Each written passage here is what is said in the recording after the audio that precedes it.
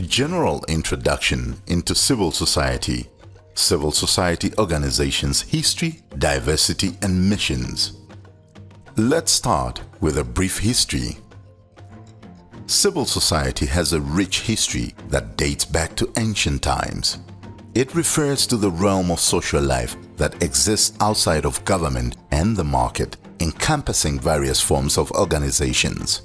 In Europe, the 19th and 20th century, civil society grew significantly, particularly with the rise of labor movements, women's rights organizations, and various social justice movements. The decline of authoritarian regimes and the spread of democracy in the late 20th century further strengthened civil society's role in promoting human rights and civic engagement. But in totalitarian regimes like Nazi Germany, Fascist Italy, and the Soviet Union, civil society was heavily repressed. Governments sought to control or eliminate independent organizations, viewing them as threats to state power. Political dissent was often met with violence, censorship, and imprisonment. With the resurgence of far-right and totalitarian ideas and the increasing polarization of societies, there is a danger that European civil society will face restrictions on its rights. It is important to remain vigilant against these trends and to vigorously defend respect for human rights, such as freedom of assembly and the right to peaceful protest.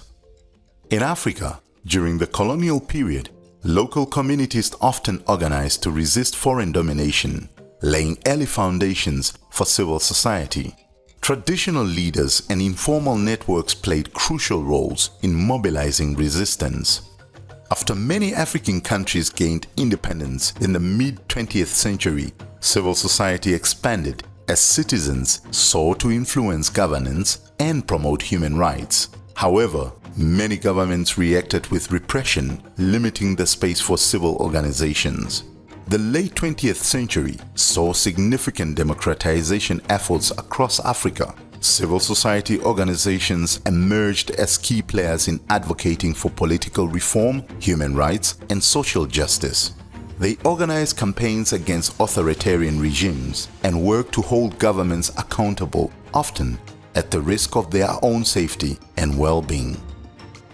What is civil society, and what are civil society organizations? There are many words attributed to civil society organizations, such as non-governmental organizations, NGOs, or non-profit organizations, NPOs. All are groups of like-minded citizens who share similar values and aim to create change or improve our societies and their environment either locally, nationally, or internationally.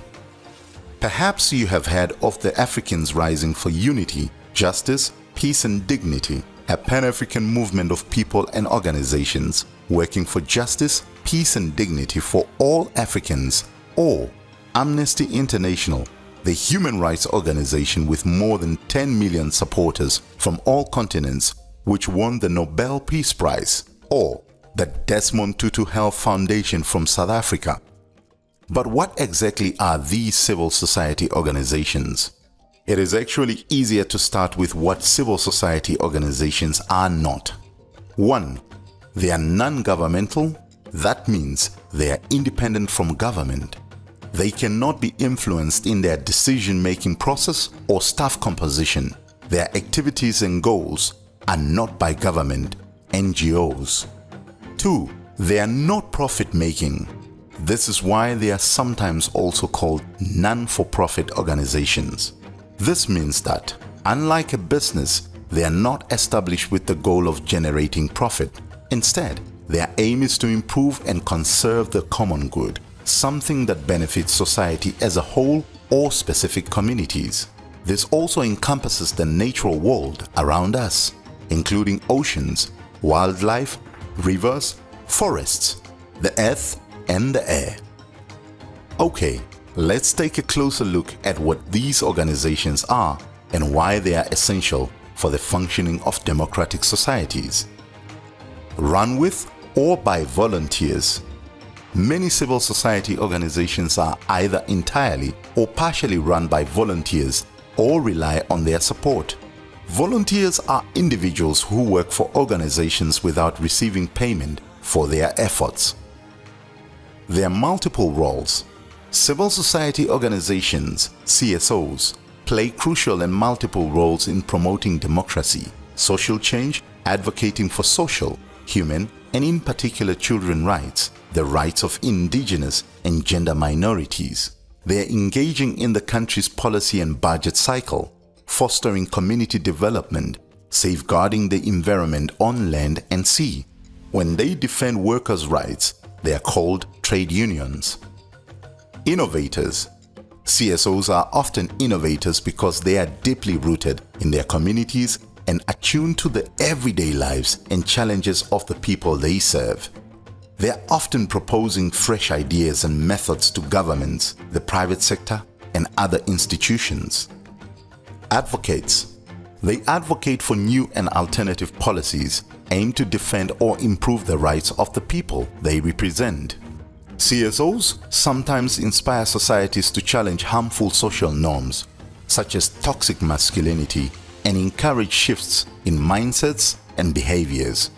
They often promote and enhance social norms of solidarity, inclusivity, and collaboration. They frequently address issues like domestic violence and child abuse, working to overcome gender stereotypes, to abolish extreme poverty and hunger, or lack of decent housing.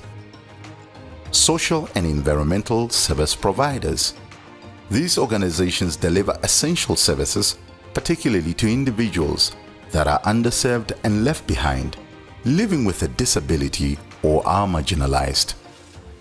Legal framework. In a democratic society, CSOs can officially register as legal entities with a government institution, although this is not mandatory. Registration involves submitting legal documents to a government authority and completing a registration process. There is no uniform approach to registering civil society organizations. Each country has its own procedures. However, all democratic nations share a fundamental principle. Registration should never negatively impact the existence, functioning, or funding of a civil society organization. The benefits of registration are often bureaucratic. For example, it makes it easier for an organization to open a bank account in its name, rent office space, receive donations, and might ease partnership arrangements nationally and internationally. So, why do we need a vibrant, peaceful civil society in a democratic country? Democracy thrives on citizen participation.